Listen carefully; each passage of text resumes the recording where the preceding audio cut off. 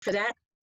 And I was looking to see if I could get an approval from the board to, the estimate on the mower is, where are you here?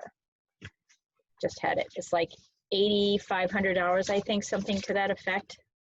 It's under $9,000. I know that. And oh gosh, where are you here? Lyle, do you remember the exact figure on that? I think it was $84.99. Okay, so I was hoping we could get board approval to approve using the money that has come in from our new hauler to pay for the mower. Is there any conversation on that? It's going to come in from, I know, I must have left it on my printer. M&H Power Equipment, M&H. Right, An Altos, Rick, like you bought. The town. Is it new or used? Lyle, is it new or used? No, brand new. Brand new. What kind of mower is it? Altos, I'm sorry? Altos. Ken School uses them, and Rick has one at the town garage. They're made by boiler makers. The welds on them are incredible and stuff. They have a good warranty, and plus Patrick lives right here in town, so if there's any kind of issue, he has an excellent service history. Plus, I know the price was really good because it came through the town hall as well, through Rick's, I think through Ricky, as a result of Ricky's connection there. Yes. Okay. So, So, Pardon what? me, Rick? I said, good enough. He didn't talk to me about it, but Well, but I told him you heard, you know, so I dropped your name. Anyway, so I would like to see if we get a motion or an approval from the board to use the, some of the funds from, or use all the funds from our new hauler to pay for the new mower at the sewer plant. Which, I mean, this way it's money that's not out of our pocket, and we don't have to strip out any money out of the budget in order to make sure that, in order to pay for this thing. And I guess at the rate the man is bringing in septage, we look like this could be really helpful to us for any unseen projects coming up the road.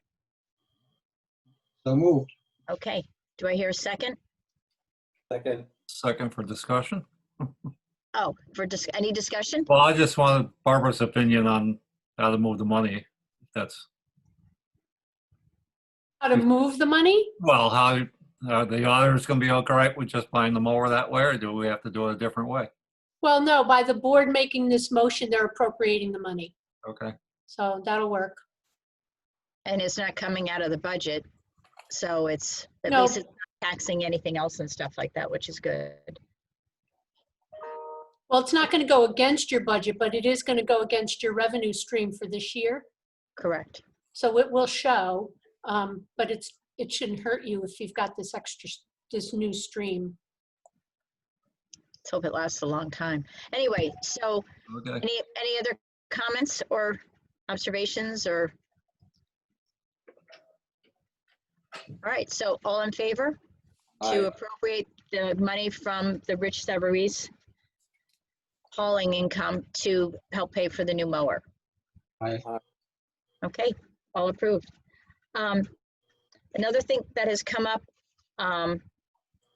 that we need to discuss is because of this whole thing with the COVID, there have been but Kent has been flooded with people who are out camping, but evidently there are quite a few campers.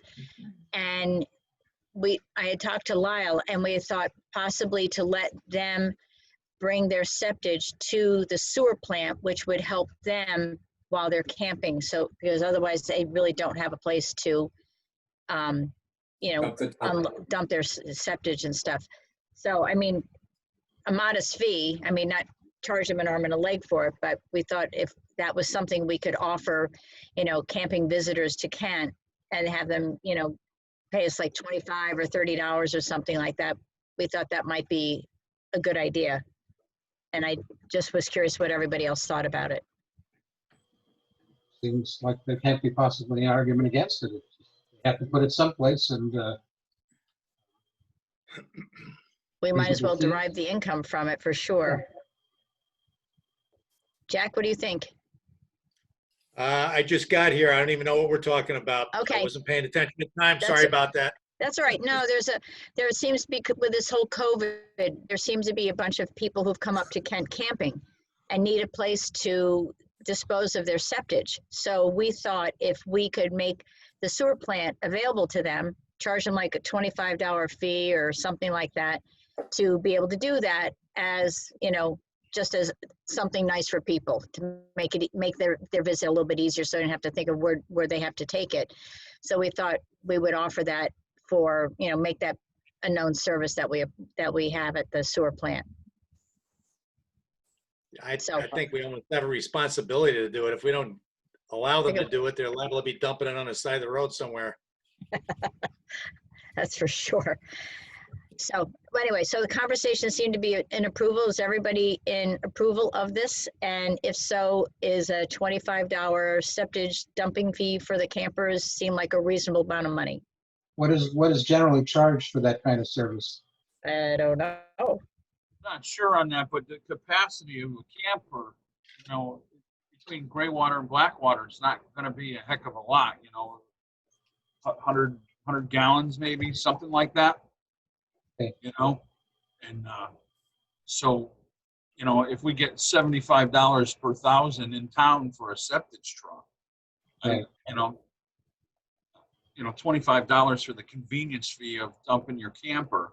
And, we have a hose bib out there that, they can run their sink or whatever and flush the line out too, I don't think that's out of line. It sounds reasonable to me. Do we have any liability by allowing these people to come on a property? All the septic guys have insurance, requirements, and these people are just coming in from the general public, and one of them trips and falls, or they got sick there, we sticking our necks out. I'm not sure. I suppose we have that risk with anybody coming to the plant and visiting, too. So sure, we must have some kind of coverage for. We have liability coverage, don't we, on the property? I mean, I would think that would be placed. Well, let's take a look. Maybe I have Joyce take a look at it and see what what is covered, just to see if that, because if a visitor, you also have to make sure that that's what they're dumping too. I don't want to open ourselves up to have, grease going in there and stuff like that as well. So I know now it gets complicated, always gets complicated.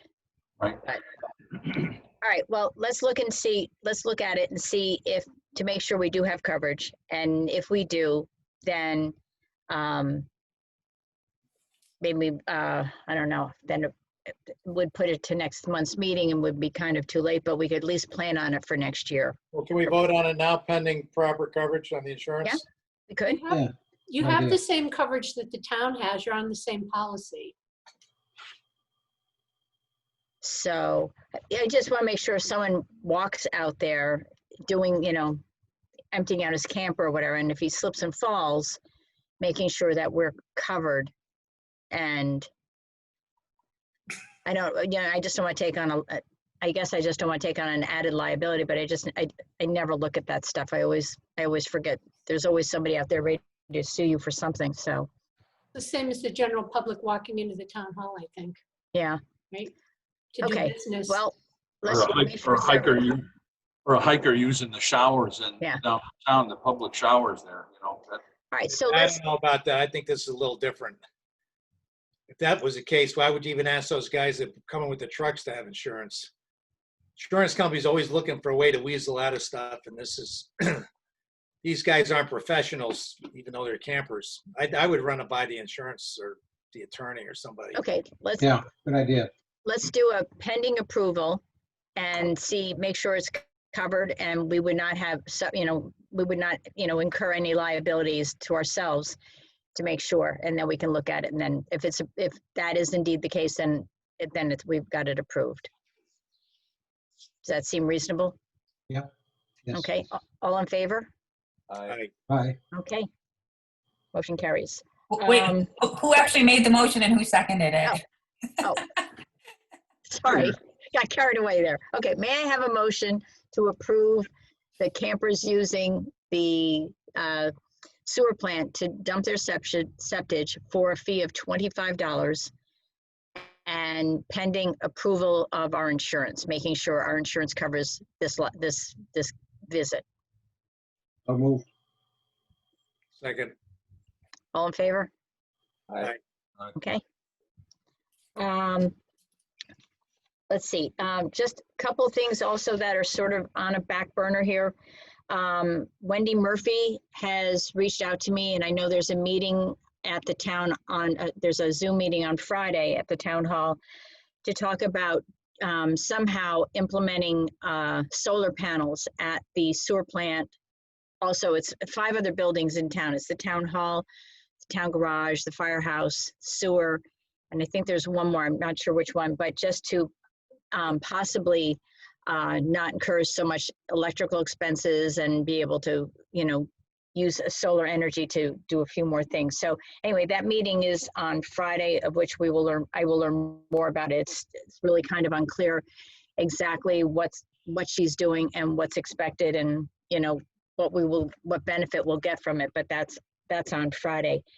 And then the other thing, I reached out to a gentleman by the name of, I haven't been able to find a contractor to build that pump house for the belt press. And I was with some friends the other night. She introduced me to a guy by the name of Jeff Fleet, who does like small construction, which this is not a gigantic job. He lives up in Warren, and Joyce is going to send him the drawings for the pump house so that we can get an estimate from him to see what he would charge to build it. Which brings me to the question with you, Lyle. Are we on target with the belt press, or have they slowed things down due to COVID, or? The last time I talked to them, the end of the week before last, and they said that they were on track for October still. Okay, On target. okay. All right, that's good then. All right, so I will hopefully get an estimate back from him within another week or something, and we can pass it out to see if it, meets with everybody's approval, and make sure he's not going to charge $1 million to build this thing, which would be great. And that's kind of all for me at the moment. Lyle, you want to give your report? Sure. Okay, good afternoon, everybody. We had 2.4 million gallons total go through the plant, 132,000 gallons per day average, 346,000 of that 2.4 came from Kent School. Average BOD removal rate is at 98%, and the total suspended solids removal rate is at 97%. Our average influent pH was 7.5. Came through the storm pretty well. Used a lot of diesel in the generators, but everything stayed running. Basically business as usual due to my preparation for the heavy rains. Fortunately, we did not get them. There are 2 issues with the CAT generator at the plant. The thermostat needs replacing. It doesn't come up to temperature. It stays running cool all the time. And we had a problem with it sticking at one point, and then it seemed to remedy itself, and now it's running cool again. Not so much of a problem now, but in the winter it can be. And the fuel gauge is broken. It says just under 3/4 of a tank all the time, and I just was staying on top of it, keeping it filled during the crisis. It didn't become a factor. It doesn't move. The plant flow meter was calibrated. I got a call into Joe Walensky because I try to keep our calibration on the same time as the Kent School's flow meter. So we know we're being accurate there. The air filters and couplings were changed on the blowers. The hoses that I brought up at last month's meeting, they came in and those were all replaced, the hoses for the Godwin pump. Billy McCann harvested the first cutting of sorghum in the lower field. And hopefully, it looks like he'll get a second cutting out of both of them. So that it's just more nutrients taken out of the soil that we put in. Last year, he was only able to get 1 cutting. And I had Total Estate Management come in and help me with the weed whacking at the plant. On my own, just falling behind on it. So other than that, we're doing pretty good. I'm having a hard time hearing you, Lyle. I'm sorry, what, That's, where did? I you was- just trailed off on the last bit, I'm sorry, right after I had Tool Estate. School Estate Management. Esteban came in and helped me do the weed whacking at the plant. Okay, I've just fallen behind on the weed whacking and everything. I can't have it yet like it was before. So we came in and everything looks great. Good. That's it. and all 4 beds are clean from the summer, or you still have one more to go? All 4 were clean. Okay, 2 were cleaned out multiple times, and I have 3 in use now. And at the end of the week, there'll be 1 online and 2 will be drying, and the 3rd one is ready for water. okay, So we're ahead of schedule on that. that's good. Okay, great. Thank you. Barbara, your report, Okay. please. Can I share my screen? Let's see if I can.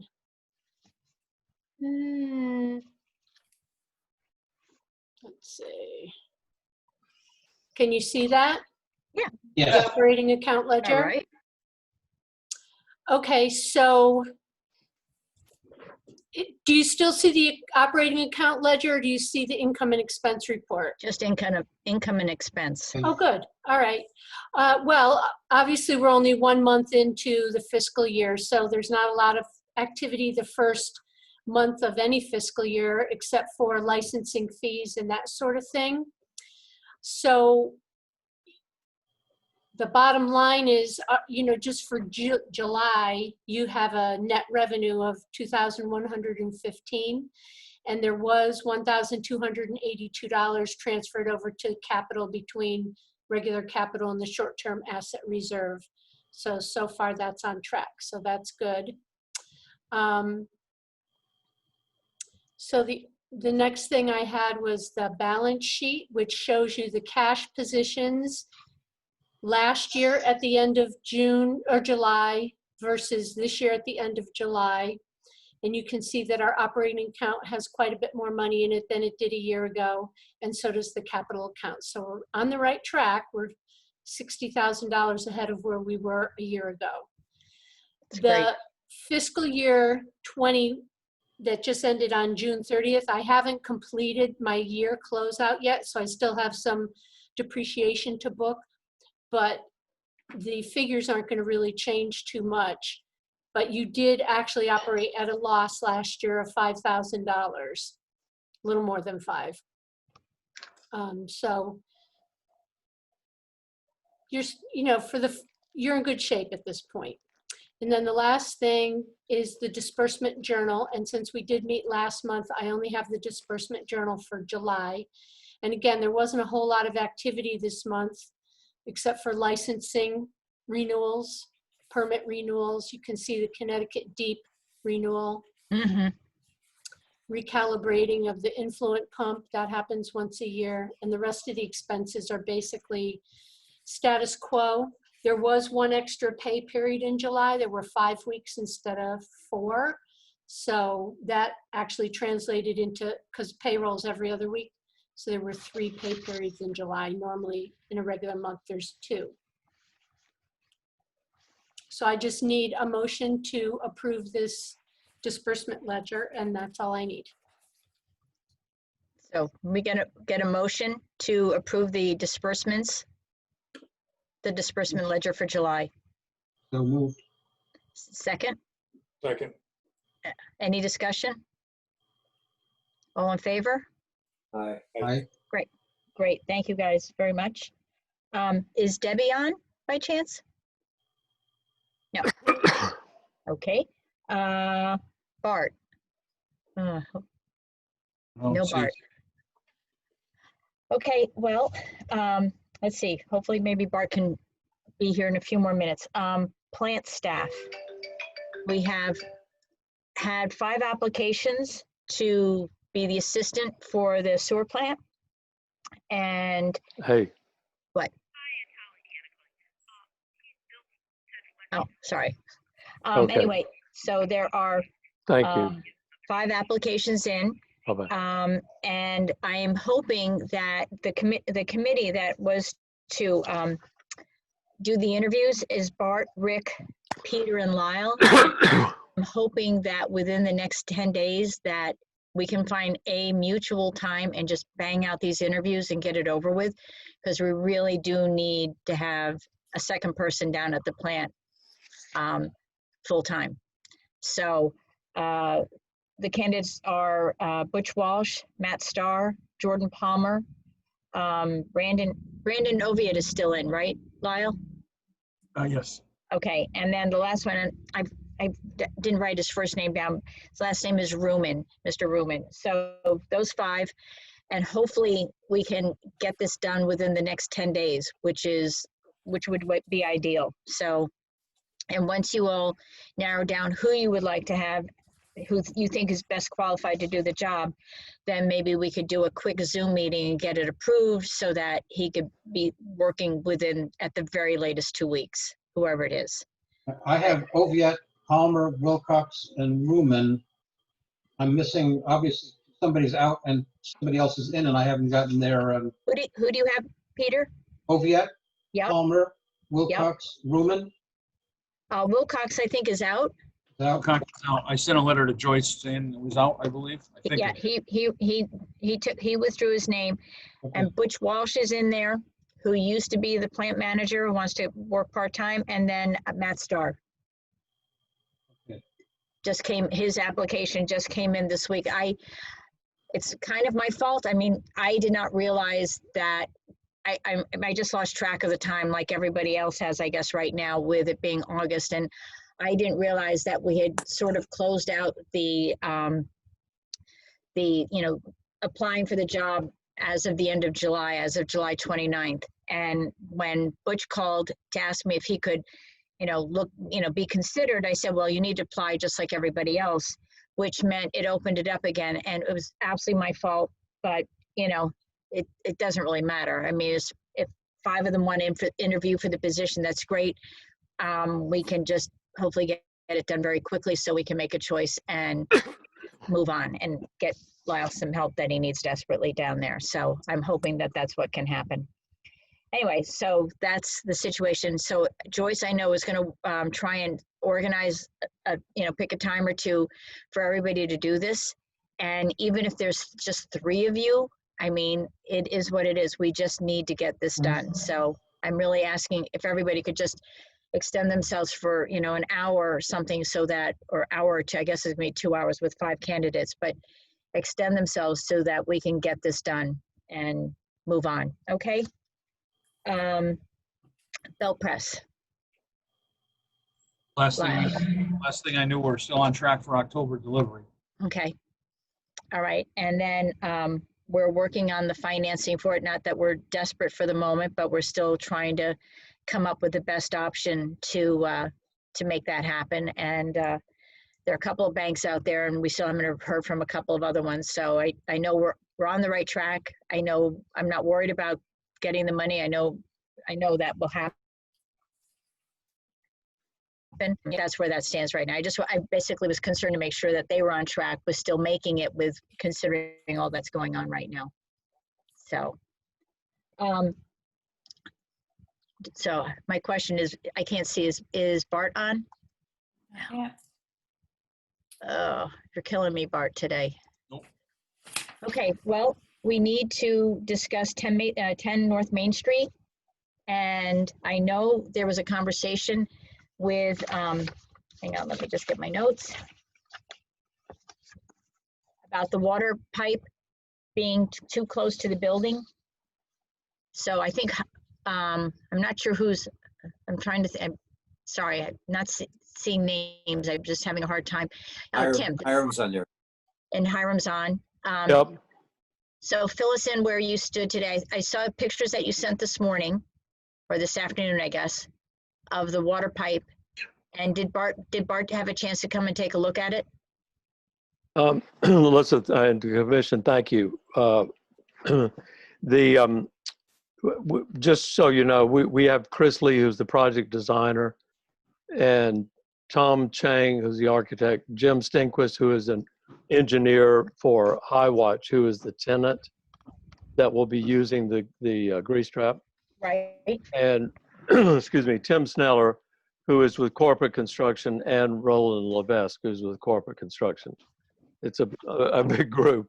But Tim met with Bart today, and I'll let him give you the particulars, or Chris or Roland, anyone else who wants to chime in.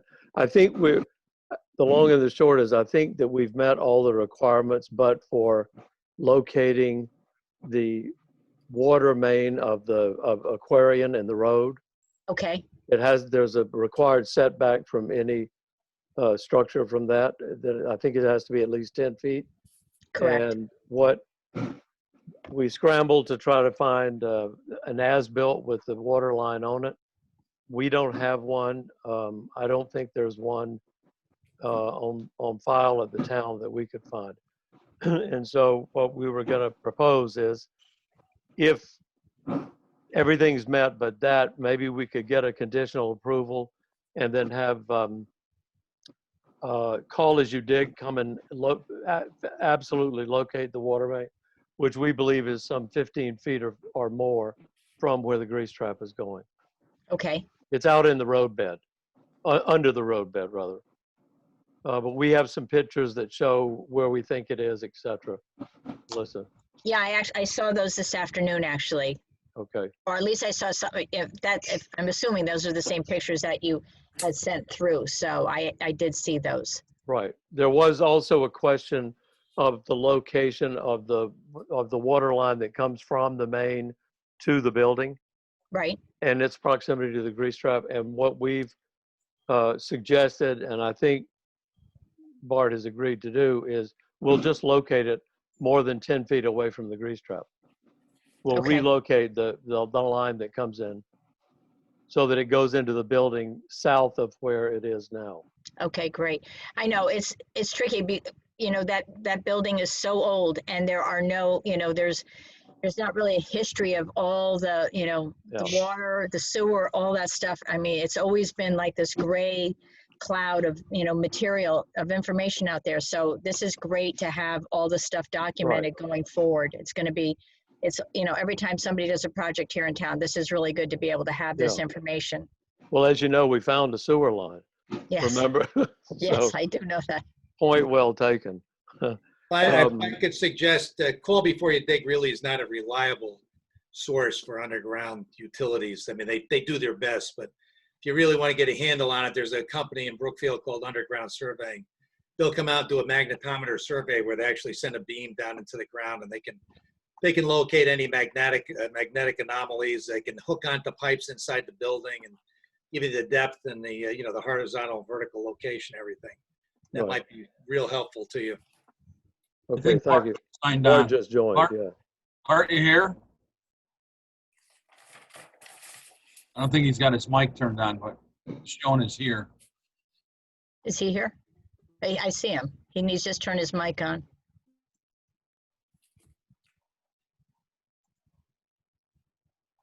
All right, well, so Tim, so you were gonna add more into that report, or you're good with what Hiram just said? Or you can't hear me either? Huh. I think Tim is frozen. Tim, there he is. All right, there he goes. So Tim, do you need to add in any more information into that from what Hiram just said? No, that's all pretty accurate. It looks like the water main from where the shutoffs are in Route 7, the tank location would be at least 18 feet from the water main. Okay, Just from where the shut on street. And then just again, our line comes from this that feeds our building, and we can easily cut that back about 11 feet and enter the building and be 13 to 14 feet away from the tank minimum or more. okay. Bart, are you there? Yeah, I think I've got audio at this point, so. Oh, that's good. Oh, And everything did everything meet with your approval this morning when you went to go look at that? I haven't looked at it yet. I need a little more notice than just a few hours in order to get the and look at things at this point. So, so I don't have any feedback as to what's exactly going on out there. So. Well, I apologize, Alyssa. I thought that Bart had met with Tim today. So Bart, would you be able to go and take a look at that so that they can get so that this section of this project can get approved from us? Yeah, I can get down there later today and take a look at it. I assume it's open. Is the fenced area open, Tim? Yeah, if you let me know what time I can meet you here, I could leave it open if here, I guess. Well, if you just leave the hasp in the lock, or I don't know what mechanism you have it for lock, and I'll just lock it on my way back out. Yeah, that's fine. But if you go in through the building, through the House of Books.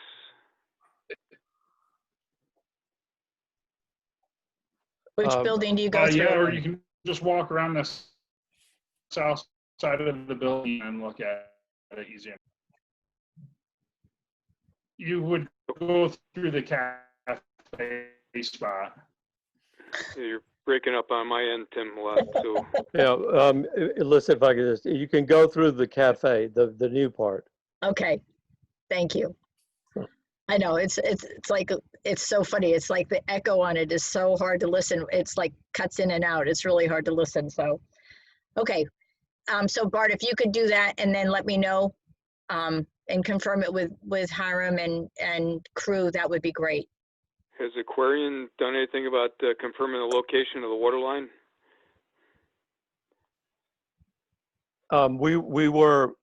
We are going to hire a service to come and absolutely identify, and I think it was Jack Nelson suggested that a company in Brookfield. Yeah, there's a number. Ground surveying. Yeah, we had lined up Call Before You Dig, but if there's someone better, we'll use them. Jack, what was the name of the company again? Underground surveying. Okay.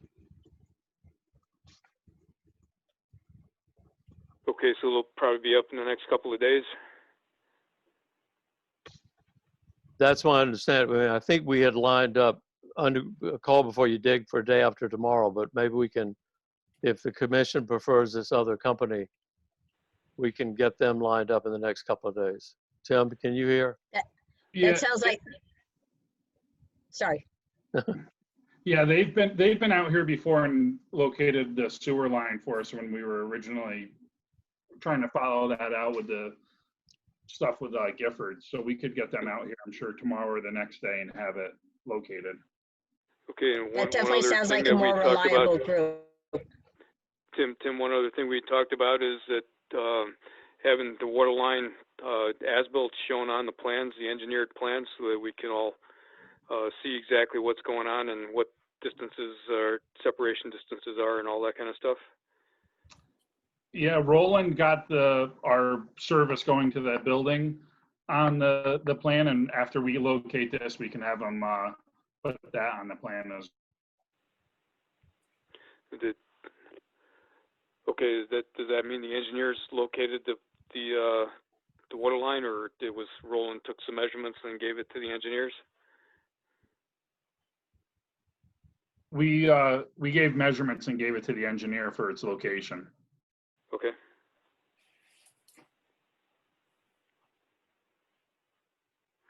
So I guess we'll take all this into advisement and then work from there, right?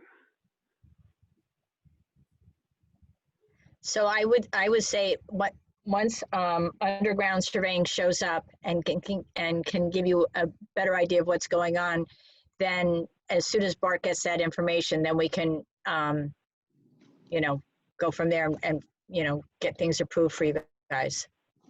Alyssa, when is your next meeting? The next meeting is going to be, hang on. Number 8. It's September, so it would be September 8th would be the next meeting. But if you need, we could possibly do a special meeting and just have this be the topic of conversation once you guys have everything all lined up so that it doesn't take more time for you to do this. If that is possible, it would be greatly appreciated. No, we can do that for you. Once you get everything in order, I just need basically Right. kind of 48 hours. So, because I have to warn the meeting. Okay, Okay. so whatever, I mean, it can be any hour of the day. It doesn't matter. It can be a morning meeting, although usually afternoon is best with everybody working and stuff. So if you pick, once you get everything all teed up correctly, then give me 2 days and I'll get Joyce to warn the meeting, and then we can have a quick meeting and, just review this information Yep. as, just so it's all in place. Thank you very much. Okay? Has anybody else have any other questions or comments or anything like that on what we're doing? Okay, thanks, guys. Thank you all very much. Thank you. Does anybody have anything else to add into the meeting? Otherwise, we're good. I guess meeting adjourned. Thank you. Okay, thank you all very much. Meeting adjourned at 4:40. Talk to you soon. Thank you.